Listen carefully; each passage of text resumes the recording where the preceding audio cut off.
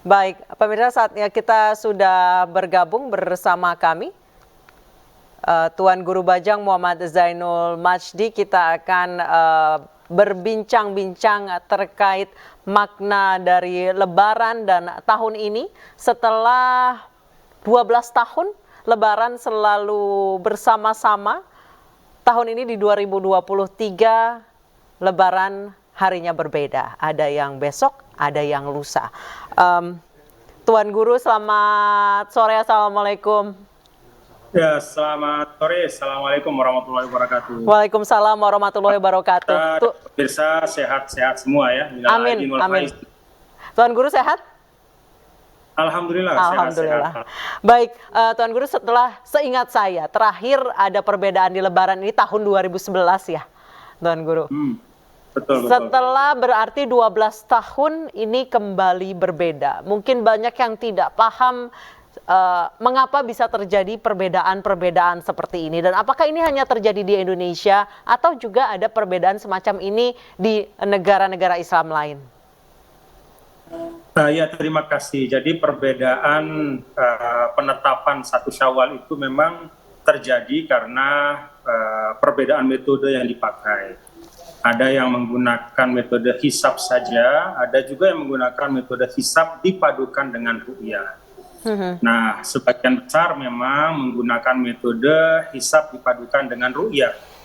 Nah, karena itu pada sore hari ini kita juga sedang menunggu-nunggu ya Mbak Anissa, hasil dari ru'yah di 123 titik di seluruh Republik Indonesia, yang memang merupakan tradisi untuk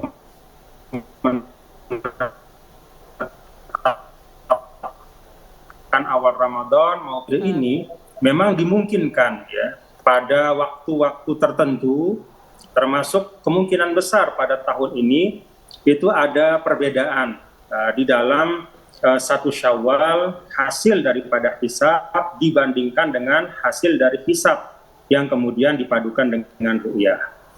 Jadi dua-dua metode ini memang valid ya Mbak Anissa, dan di dalam kaidah fikih itu disebutkan bahwa la inkara fil masailil ijtihadiyah, tidak boleh saling menyalahkan ya di dalam urusan-urusan yang memang merupakan ruang yang dimungkinkan untuk terjadi perbedaan.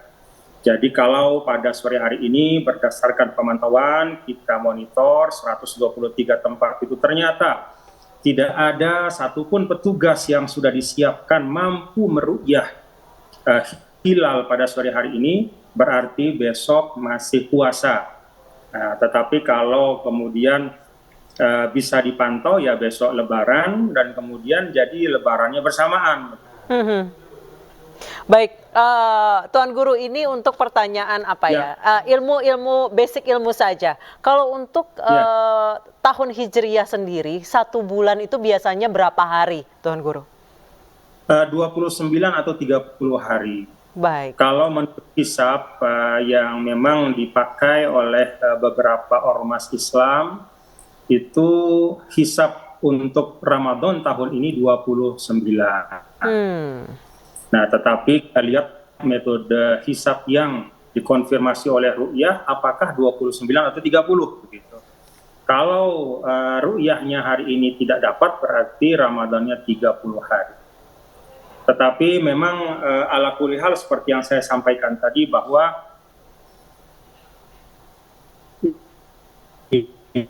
ini adalah bagian yang memang bicara tentang lebih lebih nyamannya, lebih enaknya, lebih ademnya ya tentu kita harapkan bisa bersama-sama ya seluruh umat Islam di Indonesia.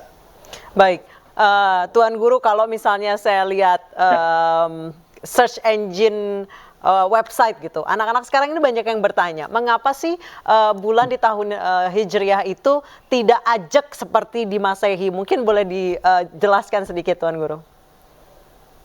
Iya, memang bulannya kan satu ya, mataharinya juga satu, buminya juga satu. Tetapi kan perputaran poros itu kan menyebabkan titik di mana kita bisa melihat atau tidak itu kan tidak sama ya.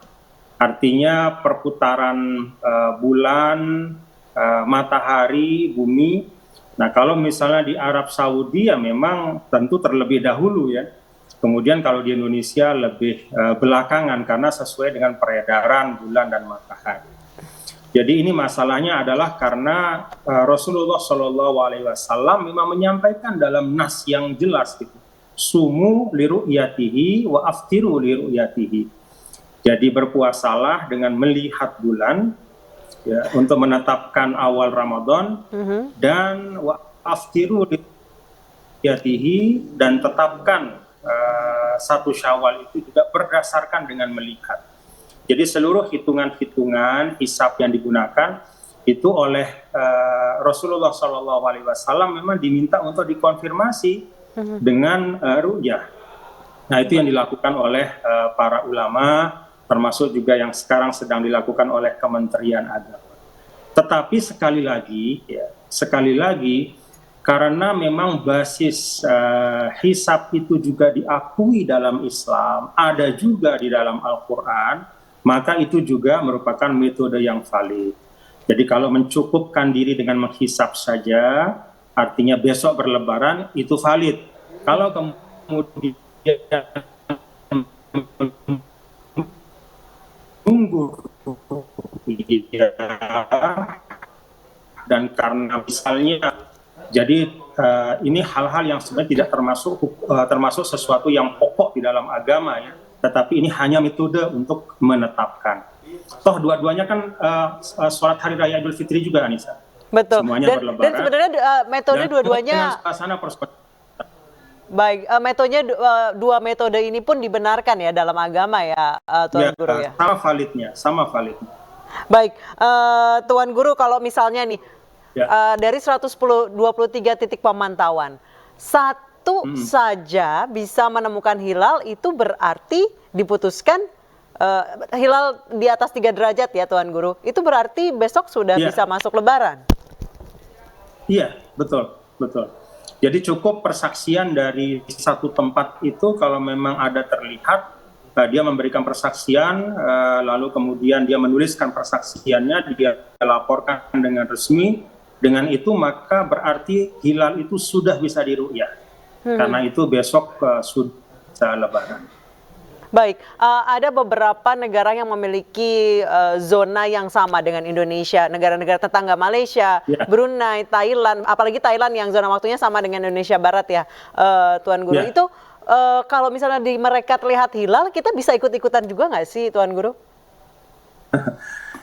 Ya, memang di situ ada perbedaan pandangan, tetapi kita kan menganut bahwa negara bangsa Indonesia ini punya independensinya dengan perangkatnya untuk melihat hilal, menetapkan di daerah mana saja kita siapkan orang-orang untuk bisa melihat hilal, ya, meru'yah, dan karena itu kita menggunakan persaksian dari orang-orang yang memang sudah kita tetapkan, yaitu yang ada di dalam wilayah negara Kesatuan Republik Indonesia. Ada hal yang sama memang di negara-negara ASEAN yang tergabung dalam MABIMS ya, bahwa memang pedomannya itu pada posisi 3 derajat. Jadi ini juga bagian dari upaya untuk lebih mendekatkan lah, sehingga bisa punya standar yang sama. Tetapi sekali lagi Mbak Anissa, ini pembahasan sudah lama, pembahasan sejak berabad-abad yang lalu. Jadi tidak perlu juga dipermasalahkan terlalu mendetail ya, tidak perlu juga saling menyalahkan. Karena masing-masing berbasis pada metode yang sama validnya. Dan sama-sama juga diadopsi oleh para ulama sejak sekian abad yang lalu. Karena itu syukur kalau sama, kalaupun berbeda, kita tetap bersyukur. Toh ini semua bagian dari khazanah beridul fitri kita tetap bisa bersilaturahim satu sama lain. Bahkan kalau kita misalnya mengambil dari sisi